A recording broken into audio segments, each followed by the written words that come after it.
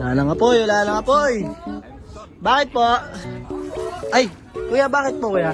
May apartment na po dito. Ah, apartment. Oo. Ah, meron. Kakagawa ko lang ng apartment. Pasensya ka na kuya. Aray ko.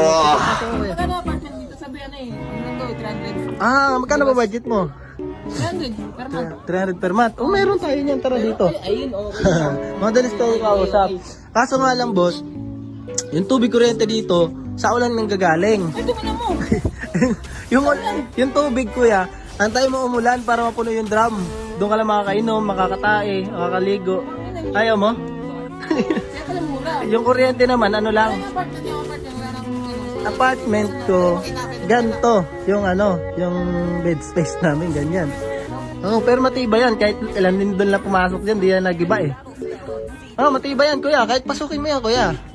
Yan mo, kahit lindol-lindolin mo yan, hindi yan. Ay! Sorry, nagiba. Ayun ka na, tatamaan pa akong sorry. Ay, ayaw mo? Ayoko. Ayaw mo na? Ayusin natin. Diyan sa ano nyo. Please na, ayoko. Kulungan ng manok.